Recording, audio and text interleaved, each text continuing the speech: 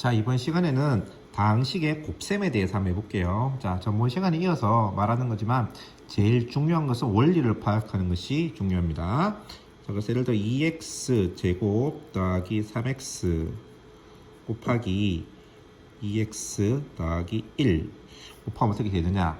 자, 그러면 어제 덧셈 뺄셈은 어떻게 한다고 했습니까? 동류항끼리 묶어서 계산한다 그랬죠. 그럼 곱셈은 어떻게 하냐 그러면 일단은 분배 법칙을 이용해서 분배 법칙을 이용해서 전개한 다음에 그 다음에 동류항을 계산한다. 세 가지 키워드를 갖다가 여러분들이 기억하고 계셔야 됩니다. 분배 법칙을 이용해서 전개한 다음에 동류항을 계산한다. 그러면 분배 법칙을 이용해 볼게요. 자, 이런 거 분배 법칙 요렇게 들어갑니다. 곱하면 얼마예요? 4x 세제곱 더하기 2x 제곱. 그 다음에 요렇게 하면은 더하기 6x 제곱 더하기 3x가 되면 동류항이 보이죠? 이거 두 개 동류항이잖아요. 그렇죠? 그래서 계산해주면 4x 세제곱 더하기 8x 제곱 더하기 3x 요렇게 하는 것을 갖다가 우리가 다항식의 곱셈이라고 말을 합니다. 그래서 이렇게 노가다로 하면 되긴데요. 우리가 중3 때도 배웠을 겁니다. 중3 때도 배웠는데 a 플러스 b의 제곱 이러면 여러분들이 a 제곱 더하기 2ab 더하기 b 제곱으로 알고 있는데 이것이 나오는 원리가 뭐냐 그러면 a 플러스 b 곱하기 a 플러스 b를 갖다가 이렇게 분배 법칙 써서 정리하면 동류항을 정리하면 이렇게 되는 거라 이 말이에요. 자, 그래서 우리가 뭐 시험 문제 나오면 그냥 이렇게 분배 법칙을 하면 되긴 돼요. 근데 이렇게만 해서는 효율이 너무 떨어져요. 그래서 우리가 자주 나오는 것들은 그냥 공식화 시켜서 외우고 있잖아. 중3 때도 했죠. 그걸 갖다가 뭐라 그래요? 곱셈 공식이라고 그럽니다. 곱셈 공식이라고 그러죠. 그래서 일단은 제일 먼저 해줘야 될 것이 곱셈 공식을 여러분들이 암기하고 계셔야 됩니다. 중3 때 4개인가 5개 정도 곱셈 공식 우리가 외우고 있을 겁니다. 그러면 고등학교에 와서는 거기에다가 또 한 몇 개가 추가되거든요. 그것이 교과서 16페이지에 있는데 쌤이 보여줄게요. 자, 교과서 16페이지에 이렇게 공식이 있어요. 그래서 여러분들이 중학교 때 배운 공식이랑 요거랑을 갖다가 모두 암기하고 계셔줘야 됩니다. 중학교 때 배운 공식도 상당히 자주 쓰이고 많이 쓰이기 때문에 하실 수 있어줘야 되고요. 여기 있는 공식도 여러분들이 따로 외우셔야 된다. 일단 이렇게 말씀드릴게요. 자, 그러면 내가 아까 외워야 된다고 말했잖아. 그럼 시험 낼 때는 어떻게 쌤이 판단할 수 있을까? 외워서 하는지 아니면 그냥 분배 법칙을 써서 하는지 쌤이 시험만 보면 과정을 안 보기 때문에 알 수가 없잖아요. 그렇죠? 그래서 그런 것 때문에 물어보는 것이 바로 뭐냐 그러면 곱셈 공식의 변형이 되겠습니다.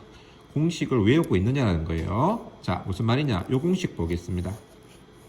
요 공식에서 우변에 a제곱 더하기 b제곱만 남기고 나머지는 다 왼쪽으로 넘기겠습니다. 그래서 오른쪽 왼쪽 바꾸면 요렇게 되죠. 요걸 갖다가 곱셈 공식의 변형이라고 그래요. 그래서 문시험 문제 낼 때는 어떻게 되냐 그러면 a 플러스 b랑 a, b의 값을 줘놓고 a제곱 더하기 b제곱의 값을 구하는 거예요. 요게 수학적으로 어떤 의미를 갖고 있어요. 대칭식이라 그래서 이제 수학에 어떤 의미를 갖고 있고 요거 가지고 이제 좀 어려운 얘기하면은 갈로아 이론이라 그래가지고 다항식의 방정식의 근형식이 있는 거 없는 거를 갖다가 그까지 연결되는데 뭐 그까지는 몰라도 되겠고 어쨌든 기본적으로 이러한 곱셈 공식 변형이 되게 중요하거든요. 그러면 요게 이제 우리가 중학교 때 많이 했다면 고등학교에는 어디서 시작하냐 그러면요 a 플러스 b의 세제곱이라는 거예요. 세제곱에서 시작을 해요. 그럼 a 플러스 b의 세제곱은 우리가 책에 교과서에 어떻게 공식이 되냐 그러면